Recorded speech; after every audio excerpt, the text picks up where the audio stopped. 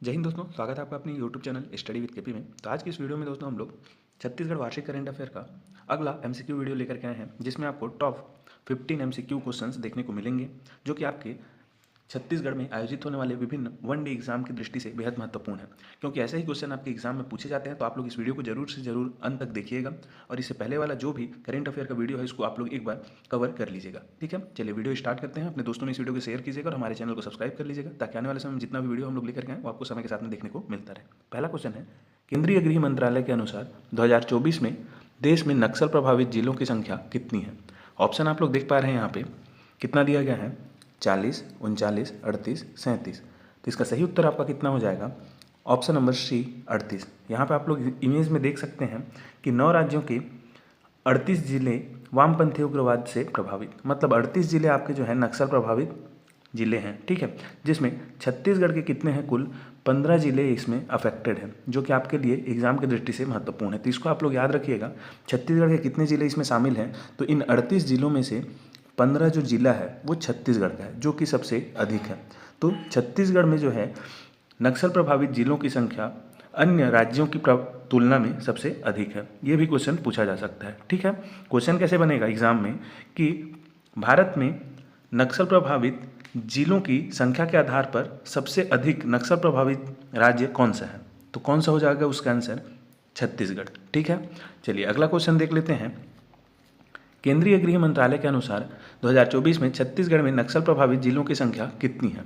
तो अभी हम लोग देखें कितना है छत्तीसगढ़ में नक्सल प्रभावित जिलों की संख्या। तो यहाँ पे आप लोग देख सकते हैं 15 जिले नक्सल प्रभावित हैं। तो आंसर होगा ऑप्शन नंबर डी। अब देखिए इसमें कौन कौन सा जिला शामिल है वो भी आप लोगों को याद रहना चाहिए, बहुत आसान है, आप लोग एक बार देखिएगा जरूर। यहाँ पर आप लोग देख पा रहे हैं ये जो नीचे वाला एरिया है, ठीक है, ये जो नीचे वाला एरिया है यहाँ का, ये आपका बस्तर संभाग है। तो बस्तर संभाग के जो 7 जिले हैं वो तो हैं ही।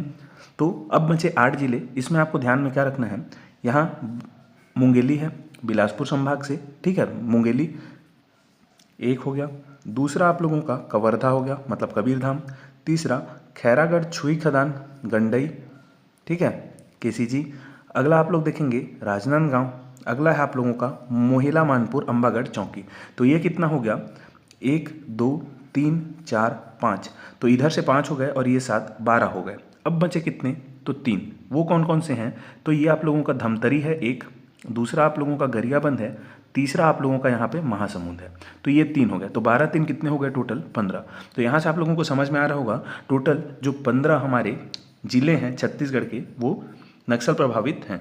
ठीक है, और कौन कौन सा जिला है वो आपको समझ में यहाँ से आ गया होगा। तो इसको आप लोग याद रखिएगा, बहुत आसान है।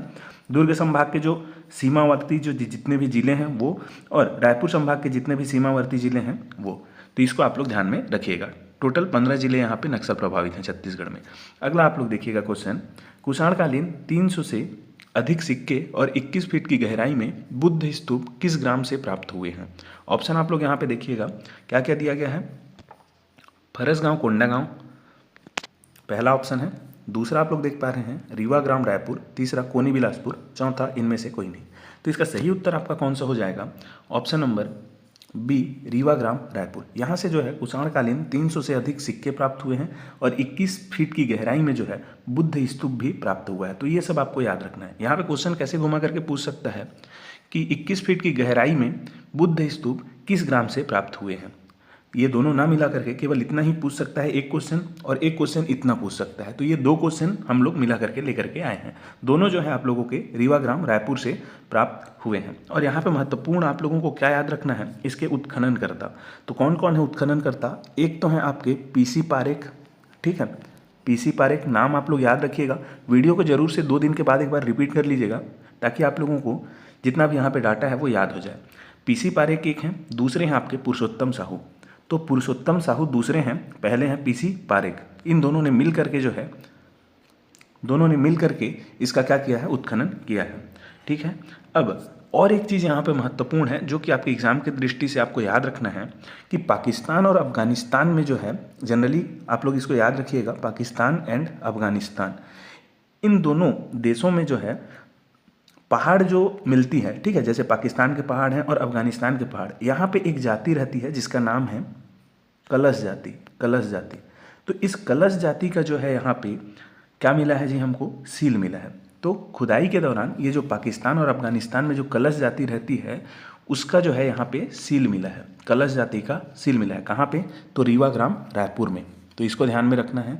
ऐसा भी क्वेश्चन पूछा जा सकता है, पाकिस्तान और अफगानिस्तान के पहाड़ी क्षेत्र में निवास करने वाले कलश जाति का सील कहाँ से प्राप्त हुआ है? तो कहाँ से प्राप्त हुआ है? रीवा ग्राम रायपुर से प्राप्त हुआ है। तो इसको ध्यान में रखना है, ठीक है। अगला देखेंगे, 2800 वर्ष पुराना मौर्यकालीन कुआं छत्तीसगढ़ में कहाँ प्राप्त हुआ है? ऑप्शन यहाँ पे दिया गया है रीवा रायपुर, भिलाई दुर्ग, सीताबाड़ी गरियाबंद, इनमें से कोई नहीं। तो इसका सही उत्तर आपका कौन सा हो जाएगा? Option number C, Sitabari Gariaband. तो सीताबाड़ी गरियाबंद से आप लोग का मौर्यकालीन, ठीक है, कौन से काल का है इसको याद रखना है। तो मौर्यकालीन और कितने वर्ष पुराना है? तो 2800 वर्ष पुराना। क्या मिला है? तो कुआं मिला है आपका यहाँ पे, ठीक है। कहाँ? सीताबाड़ी गरियाबंद में। यहाँ पे आप लोग देख सकते हैं, ये जो है ये इमेज है कुआं का, जो कि 2800 वर्ष क्या है? पुराना है। 2800 वर्ष पुराना है और मौर्यकालीन से संबंधित है, ठीक है। अब मौर्य काल के जितने भी राजा हैं उसको आप लोग कमेंट करके बताइएगा, जितने भी महत्वपूर्ण राजा हैं, ताकि आपको वो याद हो सके। चलिए अगला देखते हैं। अगला क्वेश्चन है यहाँ पे, स्टेट कैपिटल रीजन का विस्तार कहाँ कहाँ होगा? ऑप्शन आप लोग देख पा रहे हैं यहाँ पे, क्या क्या दिया गया है ऑप्शन में? रायपुर, भिलाई दुर्ग, नवा रायपुर, उपरोक्त सभी। तो इसका सही उत्तर क्या हो जाएगा? इसका सही उत्तर हो जाएगा आपका ऑप्शन नंबर डी, उपरोक्त सभी। तो स्टेट कैपिटल रीजन जो है इसमें कौन कौन सा क्षेत्र शामिल रहेगा? तो एक तो रायपुर क्षेत्र शामिल रहेगा, दूसरा नया रायपुर जो अभी है, जिसे हम लोग अटल नगर के नाम से जानते हैं, अटल नगर नया रायपुर के नाम से, वो, और तीसरा आप लोगों का दुर्ग का जो भिलाई क्षेत्र है और दुर्ग क्षेत्र है, ये दोनों। तो इतने सभी क्षेत्र को मिला करके जो है स्टेट कैपिटल रीजन का यहाँ पे निर्माण किया जाएगा। और ये किसके तर्ज पर है? तो एनसीआर, जो दिल्ली एनसीआर है, नेशनल कैपिटल रीजन, उसी के तर्ज पर यहाँ पे स्टेट कैपिटल रीजन बनाया जा रहा है। अब यहाँ पे याद क्या रखना है, इसके लिए जो है एक मास्टर प्लान तैयार किया गया है। उसका नाम क्या है? Economic master plan. उसका नाम आप लोग याद रखेंगे, इकोनॉमिक मास्टर प्लान 2032, क्योंकि 2032 तक जो है टारगेट रखा गया है कि ये जो आप लोगों का स्टेट कैपिटल रीजन है उसको पूरा बना करके कंप्लीट किया जाए। तो इसलिए इसको जो है इकोनॉमिक मास्टर प्लान 2032 रखा गया है, इसका जो मास्टर प्लान है उसका नाम।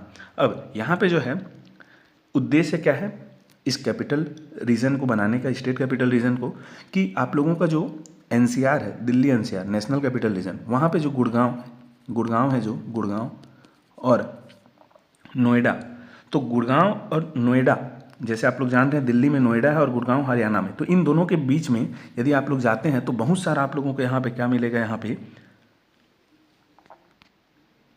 इकोनॉमिक जोन देखने को मिलेंगे। तो वैसे ही इकोनॉमिक जोन हमको यहाँ पे छत्तीसगढ़ में किसके किसके बीच में? रायपुर, दुर्ग, भिलाई, नया रायपुर, इनके बीच में जो है देखने को मिलेंगे। कब तक? तो 2032 तक। इसलिए इसके प्लान का जो नाम रखा गया है, मास्टर प्लान का नाम, उसको क्या रखा गया है? Economic master plan 2032। तो इसको आप लोग ध्यान में रखिएगा। अगला देख लेते हैं, यहाँ पे क्या दिया गया है, स्टेट कैपिटल रीजन को किस मास्टर प्लान के नाम से जाना जाएगा? तो अभी मैंने बताया इसको किस मास्टर प्लान के नाम से जाना जाएगा, तो option number A, economic master plan 2032 के नाम से। इसका कारण भी मैंने आपको बताया, क्योंकि 2032 तक जो है ये जो स्टेट कैपिटल रीजन है, तो इसको जो है दिल्ली एनसीआर के तर्ज पर, जैसे कि दिल्ली एनसीआर में गुड़गांव और आप लोगों का नोएडा के बीच में बहुत से अधिक सारे यहाँ पे क्या देखने को मिलते हैं? इकोनॉमिक जोन देखने को मिलते हैं। वैसे ही यहाँ भी स्टेट कैपिटल रीजन में कहाँ से कहाँ तक, नया रायपुर से लेकर के दुर्ग, भिलाई तक, वैसे ही इकोनॉमिक जोन बनाने का यहाँ पे लक्ष्य रखा गया है। कब तक? तो 2032 तक। इसलिए इसको इकोनॉमिक मास्टर प्लान 2032 कहा जा रहा है। तो इसका कारण भी आपको पता चल गया होगा। अगला देखेंगे यहाँ पे, भीतघरा आश्रम कहाँ स्थित है? ऑप्शन है आपका बलरामपुर, सूरजपुर, जसपुर, रायगढ़। तो यहाँ पे आपको आंसर क्या हो जाएगा? Option number C, Jaspur. Jaspur जो है इसका राइट आंसर होगा। भीतघरा आश्रम आपका कहाँ स्थित है? तो ये है आप लोगों का जसपुर में। अब इसके संबंध में कुछ महत्वपूर्ण तथ्य आप लोग याद रखिएगा। सबसे पहले तो भीतघरा आश्रम कहाँ है? जसपुर में, ये याद हो गया होगा। दूसरा आप लोग देखेंगे इसकी स्थापना कब की गई? तो 1992 से लेकर के 93 में, ठीक है, 1992-93 में इसकी स्थापना की गई थी। इसका उद्देश्य क्या था? तो जो बिरहोर जनजाति है, बिरहोर जनजाति जिसका निवास क्षेत्र मुख्यतः जसपुर एरिया है, उसका जो है क्या करना? उत्थान करना। बिरहोर जनजाति का क्या करना? यहाँ पे उत्थान एवं इसका विकास करना, ठीक है। तो ये इसका उद्देश्य था। अब यहाँ पे और एक चीज़ है, जो पूछा जा सकता है कि ये जो भितघरा आश्रम है इसको वर्तमान में किनके द्वारा संचालन किया जा रहा है, तो इसको जो है किसके द्वारा, पद्मश्री जागेश्वर यादव जी, जिनको इस वर्ष 2024 में छत्तीसगढ़ में पद्मश्री से नवाजा गया है, जागेश्वर यादव जी, उनके द्वारा इसे संचालन किया जा रहा है। तो इतना आपको यहाँ पे याद रखना है, ठीक है। और विशेष जो भी है उसको मैं अभी अगले क्वेश्चन में आपको बताऊंगा, इस क्वेश्चन से संबंधित जो आपको एग्जाम की दृष्टि से याद रखना है, ठीक। तो इतना आपको एक बार स्क्रीनशॉट ले लेना है और याद करके रखना है। अगला देखेंगे, भितघरा आश्रम के संबंध में सत्य कथन का चयन कीजिए। ऑप्शन है यहाँ पे, इसकी स्थापना वर्ष 1992-93 में की गई है। दूसरा है, इसका उद्देश्य बिरहोर जनजाति के उत्थान के लिए प्रयास करना है। तीसरा है, इसका संचालन पद्मश्री जागेश्वर यादव जी करते हैं। चौथा है, उपरोक्त सभी। तो यहाँ पे क्या बोला गया है, सत्य कथन। तो मैंने अभी आपको बताया कि इसकी स्थापना 92-93 में हुआ है, सही है। उद्देश्य क्या है, बिरहोर जनजाति के उत्थान के लिए प्रयास करना, ये भी सही है। तीसरा, वर्तमान में कौन संचालन कर रहा है, पद्मश्री जागेश्वर यादव जी, तो ये भी सही है। तो आंसर क्या हो जाएगा, ऑप्शन नंबर डी, उपरोक्त सभी। अब यहाँ पे जो मैंने विशेष आपको बताना है वो है कि जब आप लोग देखेंगे पुराने समय में, तो जो बिरहोर जनजाति है, जो बिरहोर जनजाति थी, बिरहोर, ये क्या करती थी, बंदर जो रहता है, जंगली जो बंदर रहता है उसका शिकार करके उसको भोजन के रूप में उपयोग करते थे। अब होता क्या है, जब ये लोग बंदर खाने लगते हैं तो इनका जो है स्वास्थ्य बिगड़ने लगता है। लेकिन ये लोग जो है रूढ़िवादिता के चलते हॉस्पिटल को जाना प्रीफर नहीं करते, जिसके कारण उस बीमारी में बहुत से बिरहोर जो जनजाति के लोग थे उनका क्या हो जाता है, यहाँ पे देहांत हो जाता है। अब इस कारण से ये जो पद्मश्री जो जागेश्वर यादव जी हैं वो इनके बीच जाते हैं और इनको जो है, जो हॉस्पिटल है उसका महत्व समझाते हैं, जो चिकित्सा है, आधुनिक चिकित्सा, उसका जो है यहाँ पे क्या समझाते हैं, महत्व समझाते हैं। और इनको जो है, जो समाज की मुख्य धारा है उसमें लाने का कोशिश करते हैं, ताकि ये लोग, ये जो रूढ़िवादिता है, जो बीमारी का इलाज है उसको हम लोग स्वयं करेंगे ये वाला, इससे बाहर निकलें और अपना इलाज जो है हॉस्पिटल में जाके कराएं। इसलिए जो है इनके इस बिरहोर जनजाति के उत्थान के लिए इन्होंने काम किया, इसीलिए इनको क्या दिया गया है, यहाँ पे पद्मश्री दिया गया है। तो कारण भी पूछा जा सकता है जागेश्वर यादव जी को किस लिए पद्मश्री दिया गया, तो बिरहोर जनजाति के उत्थान के लिए।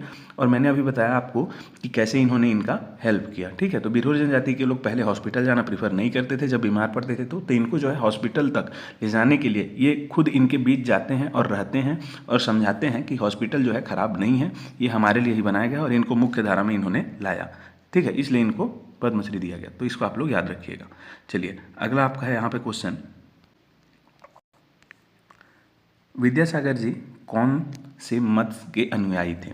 तो कौन से मत के अनुयायी थे, ऑप्शन आप लोग देखेंगे, बौद्ध, जैन, शैव, वैष्णव। तो इसका सही उत्तर क्या होगा, ऑप्शन नंबर बी, जैन धर्म के क्या थे, ये अनुयायी थे, जैन मत के अनुयायी थे। ये हैं आपके विद्यासागर जी, जिनका जो है हाल ही में फरवरी 2024 में देहांत हो गया है, ठीक है। और ये जो है विद्यासागर जी हैं, इन्होंने संलेखना विधि, जिसको हम लोग जैन धर्म में संलेखना विधि बोलते हैं, उसके द्वारा क्या किया है, अपना देह त्याग कर दिया है। मतलब अपना जो जीवन है उसको किस विधि से इन्होंने त्याग किया, तो संलेखना विधि। अब ये होता क्या है, तो जैन धर्म में जो है प्राण त्याग करने का एक विशेष ये विधि है, संलेखना विधि। इसमें कोई इसका एक विधि जो है, इसको आप लोगों को ध्यान में रखना है। इसमें होता क्या है, तो इसमें जो है मान्यता है कि सुख जितना भी है उसको त्याग देना है और जितना भी दुख है उसको त्याग देना है और मृत्यु को धारण कर लेना।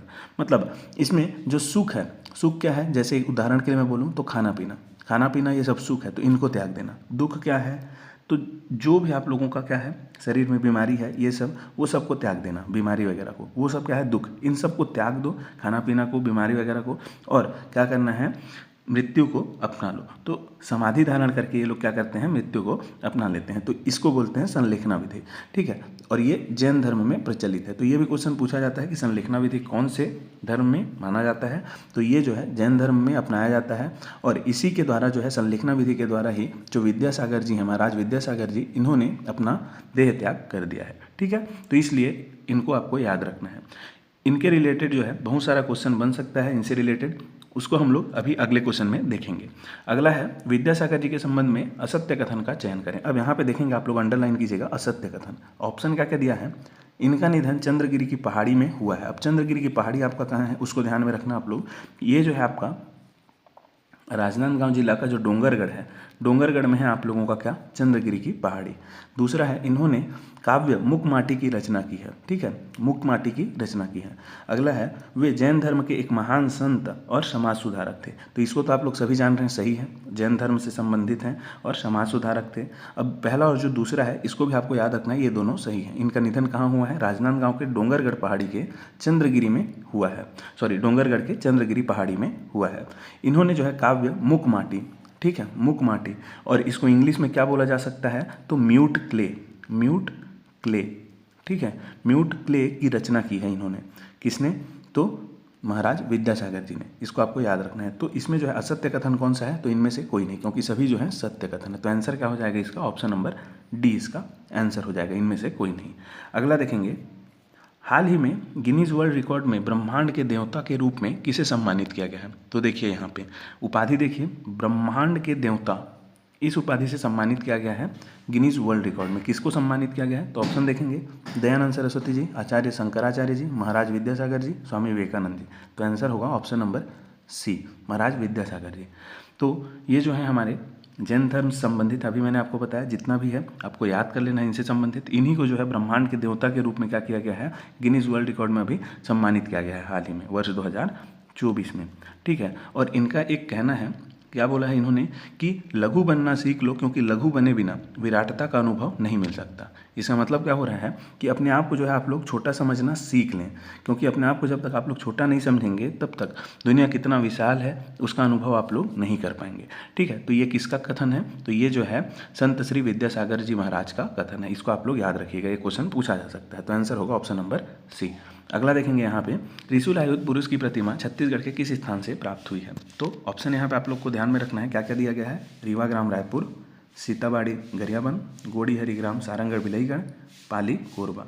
तो पहले वाला जो दिया गया है ये ग्राम है, और बाद में जो दिया गया है वो जिला है। तो इसका आंसर क्या हो जाएगा, ऑप्शन नंबर सी, गोड़ी हरिग्राम सारंगढ़ बिलईगढ़ से ये प्राप्त हुआ है त्रिशूल आयुध पुरुष की प्रतिमा। इसके संबंध में एक याद रखना है आप लोगों को चीज़, कि यहाँ पे जो है एक जनश्रुति है सारंगढ़ बिलईगढ़ में, कि ये जो आप लोगों का मूर्ति प्राप्त हुआ है ये माँ हरमैया का है, ठीक है। ये बीच में जो है त्रिशूल आयुध पुरुष जिसको हम लोग बोल रहे हैं, ये माँ हरमैया का क्या है, मूर्ति है। और ये माँ हरमैया है कौन, तो ये जो है, ये जो बाबा भैरव हैं, भोलेनाथ के जो दूसरे रूप भैरव बाबा के पत्नी हैं, ऐसा बोला जाता है, ठीक है। भैरव बाबा की पत्नी का नाम रहता है हरमैया, और इसके आजू बाजू में जो दो अलग से मूर्ति दिख रहे हैं आपको, ये क्या है, इनके सेवक हैं, ऐसा यहाँ पे जनश्रुति मतलब कि कहानी है। अब यहाँ पे एक और चीज़ याद रखना है आपको कि ये किस दौरान मिला है, तो खेत की जुताई के दौरान जो है ये आप लोगों का त्रिशूल आयुध पुरुष की प्रतिमा जो है प्राप्त हुआ है। कहाँ से, गोड़ी हरिग्राम सारंगढ़ बिलासपुर से। और ये किससे समानता रखता है, तो आप लोग जान रहे हैं छत्तीसगढ़ के इतिहास में आप लोग पढ़े होंगे कि पर्वत द्वारक वंश हुआ करता था एक, कहाँ पे, छत्तीसगढ़ और उड़ीसा की सीमा पर गरियाबंद क्षेत्र में।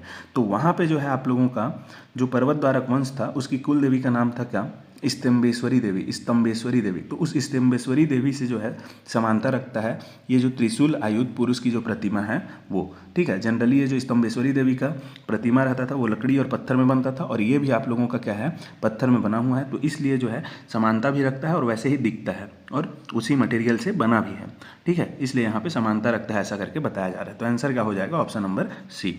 अगला देखेंगे यहाँ पे, निरई माता मंदिर छत्तीसगढ़ के किस स्थान पर प्राप्त हुआ है। ऑप्शन देखेंगे यहाँ पे, महानदी के तट पर रायगढ़ जिले में, ठीक है।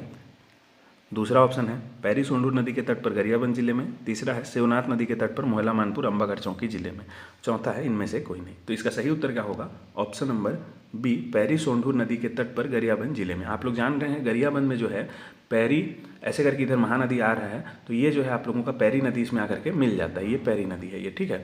और इसी में जो है जस्ट कुछ पहले में यहीं पे, ठीक है, यहाँ पे जो है ये सोंढूर नदी आकर मिलता है पैरी में, ठीक है।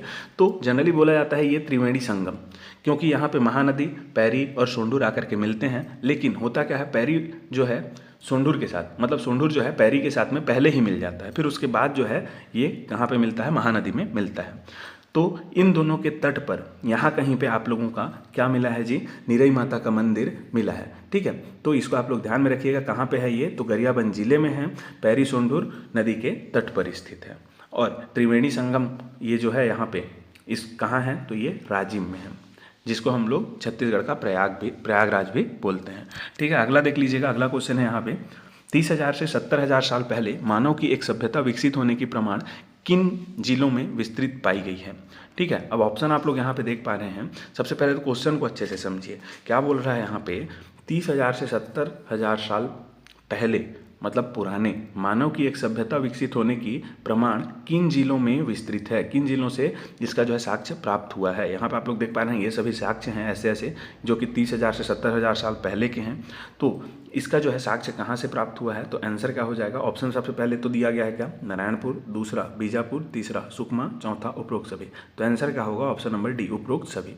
तो इन सभी जिलों में जो है कुछ न कुछ इसका अंश देखने को मिला है, विस्तृत है। ठीक है, तो यहाँ पे आप लोग जो देख पा रहे हैं ये भित्ति चित्रकारी है, जिसे हम लोग क्या बोलते हैं, शैल चित्र, शैल चित्र बोलते हैं इसको। और ये जो है कुछ औजार हैं जो कि पाषाण काल में उपयोग किए जाते थे, क्योंकि ये जो 30,000 से 70,000 साल जो पुराना समय है ये आप लोगों का क्या है, तो पाषाण काल है। इस समय पाषाण काल चल रहा था, तो ये जो हथियार हैं ये पाषाणकालीन हथियार हैं।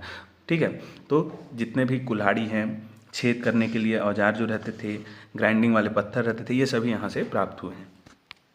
आंसर क्या हो जाएगा, ऑप्शन नंबर डी, उपरोक्त सभी। ठीक है, नारायणपुर, बीजापुर, सुकमा और कुछ जो है आप लोगों का दंतेवाड़ा क्षेत्र भी इसमें शामिल है, जहाँ से 30,000 से 70,000 साल पहले मानव की सभ्यता विकसित होने के प्रमाण मिलते हैं। चलिए अगला देख लेते हैं। अगला क्वेश्चन है आपका, तो क्या दिया गया है क्वेश्चन में, 30,000 से 70,000 साल पहले मानव की एक सभ्यता विकसित होने की प्रमाण का शोध किनके द्वारा किया गया। तो अभी हम लोग देखे हैं कि यहाँ पे जो है आप लोगों का बस्तर, नारायणपुर और आप बस्तर बोलता हूँ जी, नारायणपुर, बीजापुर, सुकमा और आपका दंतेवाड़ा का कुछ क्षेत्र में जो है ये साक्ष्य प्राप्त हुआ है। ठीक है, सभ्यता विकसित होने का 30,000 से 70,000 साल पहले का। तो इसको खोजा किसने है, शोध किसने किया है इसका, तो इसका जो है शोध किसने किया है, ऑप्शन आप लोग देखेंगे यहाँ पे। पहला दिया है मानव विज्ञान सर्वेक्षण के क्षेत्रीय कार्यालय द्वारा, दूसरा दिया गया है शहीद महेंद्र कर्मा विश्वविद्यालय के मानव विज्ञान विभाग द्वारा, तीसरा दिया गया है ए और बी दोनों, चौथा दिया है इनमें से कोई नहीं। तो आंसर क्या होगा इसका, सही आंसर ऑप्शन नंबर सी, ए और बी दोनों। तो मानव विज्ञान सर्वेक्षण के क्षेत्रीय कार्यालय द्वारा और शहीद महेंद्र कर्मा विश्वविद्यालय के मानव विज्ञान विभाग द्वारा, इन दोनों ने जो है मिल करके क्या किया है, इसकी खोज की है, इन दोनों ने मिल करके। तो इसको आपको ध्यान में रखना है। तो इसलिए आंसर क्या होगा, ऑप्शन नंबर सी। इसको आपको याद करना है, क्या क्या, मानव विज्ञान सर्वेक्षण के क्षेत्रीय कार्यालय और शहीद महेंद्र कर्मा विश्वविद्यालय के मानव विज्ञान विभाग द्वारा, इन दोनों ने मिल करके जो है इसका जो है प्रमाण का शोध किया है। ठीक है, तो इसको आपको याद रखना है। ये था आज का आपका लास्ट क्वेश्चन। तो वीडियो यदि अच्छा लगा हो तो लाइक करें, अपने दोस्तों में भी शेयर करें और इन क्वेश्चन को जो है जरूर से 1 से 2 दिन के बाद रिपीट कर लीजिएगा। चलिए, हमारे साथ अंत तक बने रहने के लिए आप सभी का धन्यवाद।